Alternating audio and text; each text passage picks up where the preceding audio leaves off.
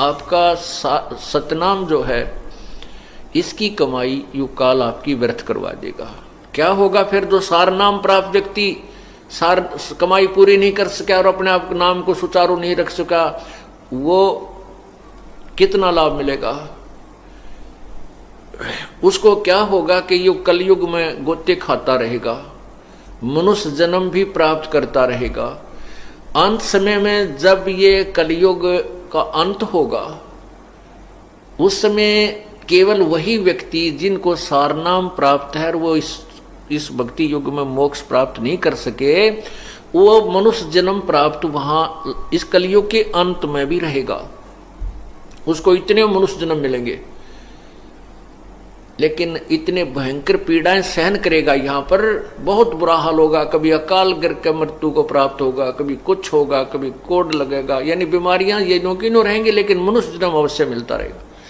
फिर सतयुग प्रारंभ होगा, उस समय वही आत्माएं जो सार नाम प्राप्त हैं और मोक्ष को प्राप्त नहीं हो सकी, वो आत्माएं ही वहां पर विद्यमान रहेंगी। उनमें जरा थोड़ी थोड़ी वो भक्ति की चाह भी बनी रहेगी।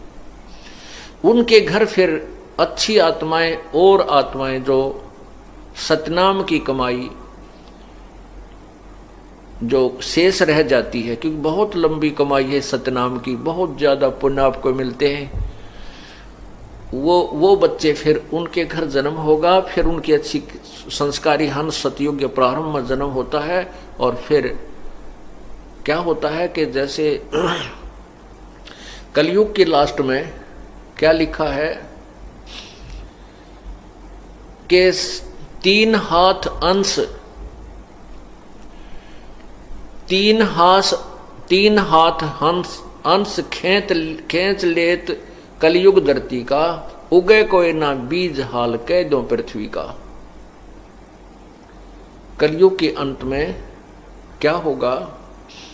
इन राज्यों की रीत कहूं मैं तो से हंसा, घर घर लोहा बर्तन धन भाई ना देखण को कंसा।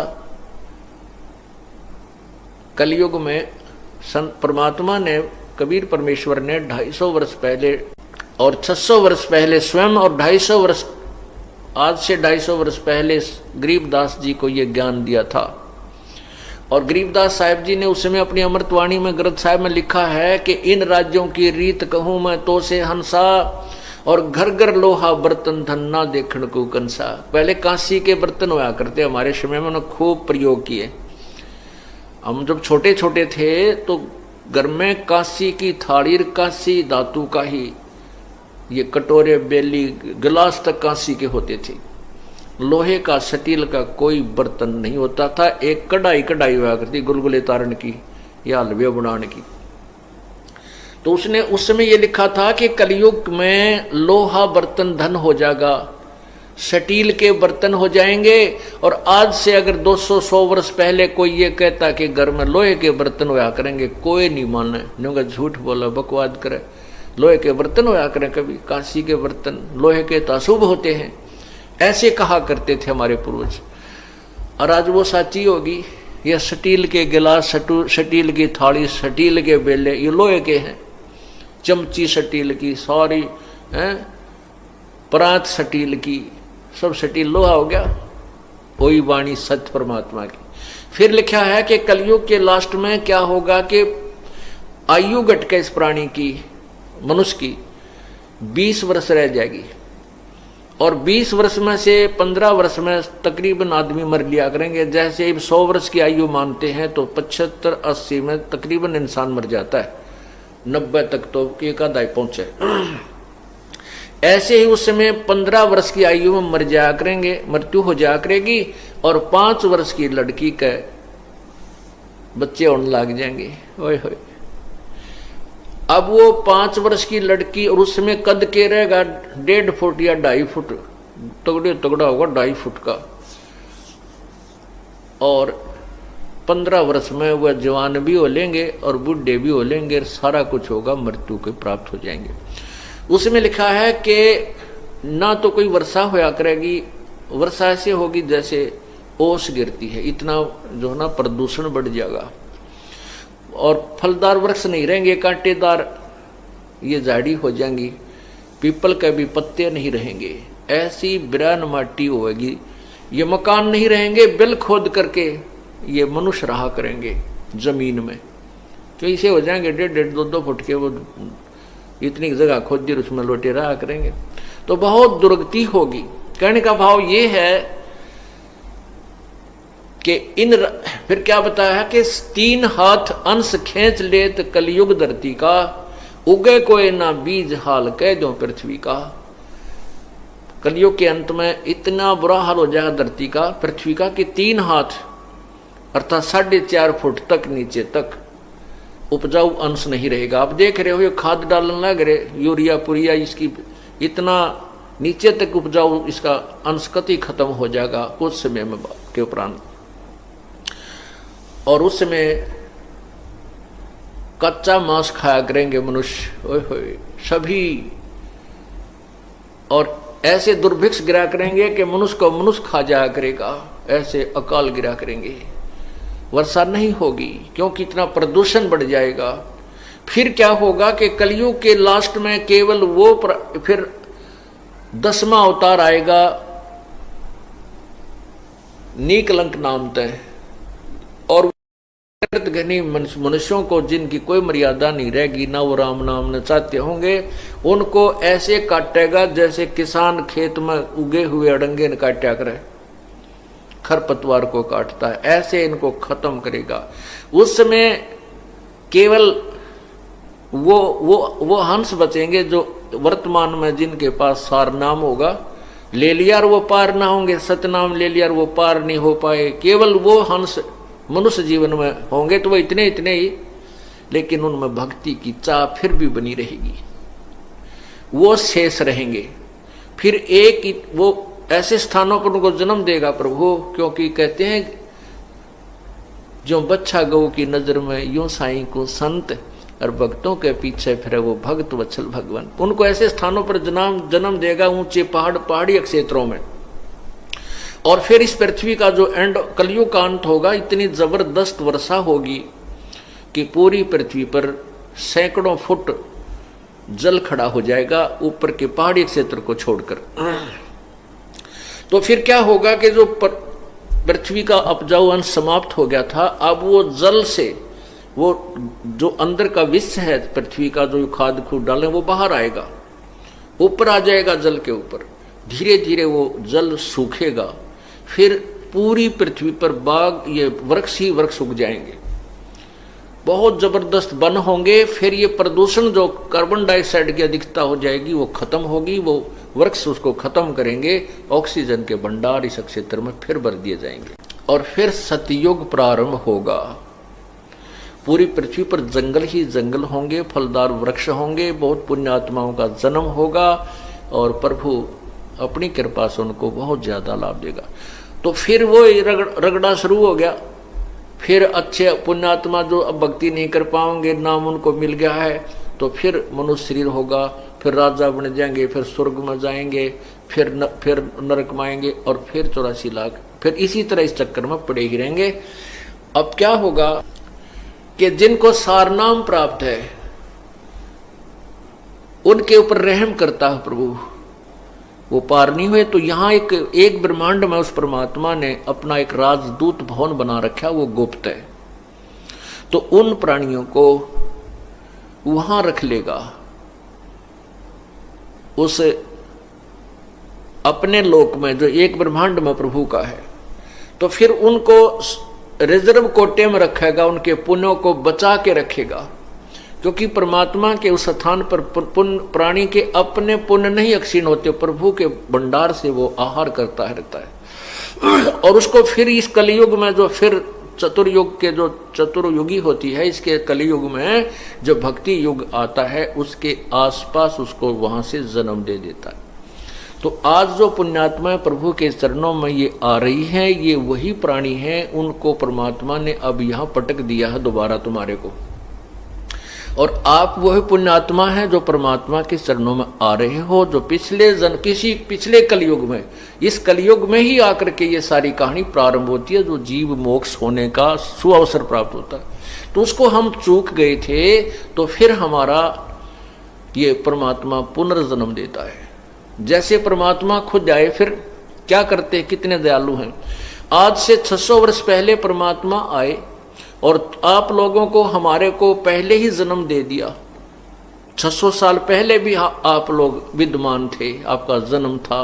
किनका, जो पिछले कलयुग में, पहले वाले कलयुग में रह गए थे। अब 600 साल पहले आए थे, उस समय परमात्मा कबीर जी के 64 लाख शिष्य हुए थे। 64 लाख। हिंदुस्तान के अंदर 64 लाख शिष्य हुए थे। उस समय हिंदुस्तान बहुत दूर तक था। अफगानिस्तान, पाकिस्तान, बलोचिस्तान, गढ़ गजनी, इधर सारे इराक, ईरान, सारा भारत में ही आता था।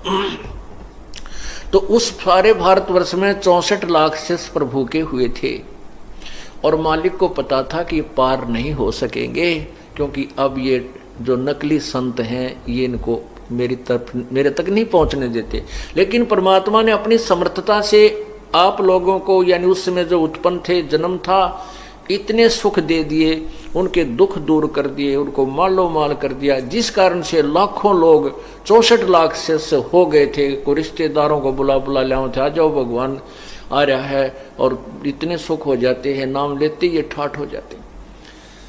लेकिन मालिक को पता था कि अब ये पार नहीं हो सकते, क्योंकि ये कलयुग का स्टार्ट था समझो, और भक्ति का युग समय नहीं था, भक्ति काल नहीं था वो, और क्योंकि शिक्षित नहीं थे, तो उस समय वो दया कर गया आप पे, उन प्राणियों को आपको रिचार्ज कर गई। आज से 600 साल पहले आप जन्म था आप लोगों का, और आपने वो परमात्मा से नाम प्राप्त किया और आपने भक्ति की, आपको फिर रिचार्ज कर गए, आपके फिर मनुष्य जन्म और अच्छे जन्म होते होते आ रहे हैं। और आज अब फिर संभाल दिया आपको, अब आपको पुनः संभाल लिया। जो सतनाम तक प्राप्त करके मृत्यु को प्राप्त हो गए थे और मोक्ष प्राप्त नहीं कर सके, उनमें से, और अब आपके घरों में जो जन्म होगा वो सारनाम प्राप्त प्राणी, जो किस पिछले कलयुगों में रह चुके थे, रह गए थे, पार नहीं हुए थे, उनको आपके घरों में जन्म होगा। क्योंकि पहले उनके लिए आपका अपना खेत संवार दिया, उनके माता पिता को तैयार कर दिया, भक्ति पर दृढ़ कर दिया। अब जो आपके घर में वो पुण्यात्मा आएंगी, वो सारनाम के, वो जो अभी उनकी साधना अधूरी रह गई थी, वो रिजर्व कोटे में परमात्मा ने अपने लोक में, यहाँ कल एक ब्रह्मांड में जो प्रभु का लोक है वहाँ रखे हुए हैं। अब आपके घरों में जो संतान आ रही है, जो परमात्मा के चरणों में लग चुके हैं, ये वो सार नाम की जिनकी कमाई नाम प्राप्त था वो आएंगे। अब इनको शीघ्र ही, अब देखा हमने कोई 8 वर्ष का, कोई 10 वर्ष का, उस बच्चे को सार नाम मिल चुका है। 14 वर्ष हो गए, 13-14 वर्ष हो गए इस दास को नाम उपदेश देते ने। और कुछ बच्चे ऐसे हैं जिनके 10-10 वर्ष, 12 साल या 13 साल के होंगे, 14 के होंगे, गणित, और उनको भी सार नाम प्राप्त हो चुका है। ये वो पहलवान हैं जो पिछले समय में इनकी गुड़ाई अधूरी रह गई थी। तो क्या बताते हैं कि बाजी से राजी नहीं वो संतों नाल खुशाले, मल अखाड़ा जीतेंगे ये युगन युगन के माल। युगा युगों के माल हो आप, जो इतने भयंकर तूफान आया था, अब ये पीछे इतनी बुराई की थी इस दास की, बिना हुई झूठी कितना प्रचार किया था, लेकिन आप टस से मस नहीं हुए। आप वो माल हो, उस परमात्मा के पहलवान हो, पिछले जन्म जन्मांतर से आप इस साधना को करते हुए आ रहे हो। आपके अंतःकरण में डगमग आप नहीं हो सके, तो इसलिए कहा कि मल अखाड़ा जीतेंगे ये युगन युगन के माल। अब जो प्रसंग चल रहा है कि कोट जन्म तन भर मत होगे, कुछ ना हाथ लग्या रे, कुकर शुकर खरबोया बोरे, कौआ हंस बुगारे। अब आप कितनी मार खा जाओगे अगर इस रास्ते को नहीं अपनाया, ठीक ढंग से नहीं चले। अब जैसे आपको बताया कि पिछले किसी कलयुग में वो जो पार नहीं हुए वो फिर जो है, अब तक मनुष्य जन्म भी बेशक प्राप्त हो रहा पर बिरान मट्टी तक खूब हो रही है। ये क्या जीवन है इस जीवन मनुष्य का, यहाँ पर कोई जीवन नहीं है। बुरा हाल, कभी कैंसर होगी, कभी किसी कारण से मर गया, कभी कोई आपत्ति है, कभी किसी की चीज की टेंशन है, और यहाँ कोई जीव सुखी नहीं। तो इसलिए आपको ये सब ज्ञान बता करके कहाँ लाना चाहता ये दास कि इस काम न बढ़ाओ मत, इसको फिनिश करो, इसको समाप्त करो। क्या बताते हैं, समझा है तो सिर धर पाओ, बोर नहीं रे ऐसा दाव। और फिर कहते ये बातें कहन सुन की नहीं भाई, कर पाड़ने की है।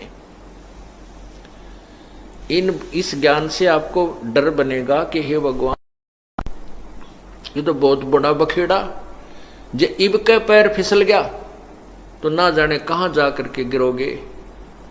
फिर पता नहीं कौन से युग में सूत बैठे, ना कोई अवसर मिले, अब संत आवे ना आवे। और आप जैसे ही वो भी आत्मा है जो दूसरे देशों में जन्म हो गया, वो पुण्य आत्माएं, अब वो अपना जीवन बर्बाद कर जाएंगी, उनको रास्ता मिलेगा ही नहीं। फिर कभी मनुष्य जन्म होगा और इधर आसपास हो गया और परमात्मा रजा कर देंगे। अब तो वैसे परमात्मा ने लिखा है कि पूरे विश्व में ये परमात्मा का ज्ञान फैलेगा। और यहां तक लिखा है कि कोई दूसरा पुजारी इस संसार में नहीं रहेगा, केवल एक ही साधना पूरे विश्व में प्रारंभ होगी। और वो समय अभी है, ये 2 वर्ष में होगी, 4 वर्ष में होगी, 5 वर्ष में, या कितने दिन में इस पुण्यात्मा को ये ज्ञान रास्ता मिलेगा, वो प्रभु की कृपा होगी। पर एक बार पूरी पृथ्वी पर ये तत्व ज्ञान प्रारंभ होगा और सतयुग जैसा एक माहौल बनेगा। अब कोई जीवन रह रहा है, भाई बहन का प्यार नहीं, बाप बेटे का कोई नाता रह रहा नहीं। कहते माया माया दिखाई देती है, सब कुछ जो है ना, इज्जत का भी कोई नहीं रहा, बड़े छोटे की नहीं रही है, और केवल एक माया जोड़न की दौड़ लग रही है। और जब हमें तत्व ज्ञान हो जाएगा फिर माया नहीं हम चाहेंगे, हम माया नहीं चाहेंगे, परमात्मा चाहेंगे। और फिर हम जो साधना हम कर रहे हैं, माया आपा आवेगी। अब देखो राजा होता है,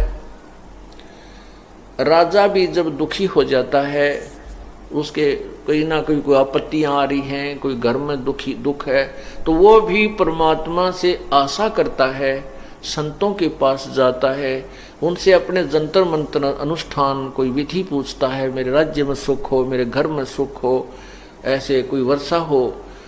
तो पुण्यात्मा हम परमात्मा से पहले संबंधित हो गए और परमात्मा ने ही सुख देने होते हैं, परमात्मा ने दुखों का निवारण करना होता है। और पूर्ण परमात्मा से संबंधित हो जाने के बाद हमारे भाग्य में भी ना हो तो भी वो देता है। यदि आप परमात्मा के भक्त हैं तो वीडियो को लाइक कर दीजिए, चैनल को सब्सक्राइब कर दीजिए और कमेंट में लिख दीजिए जय बंदी छोड़ की।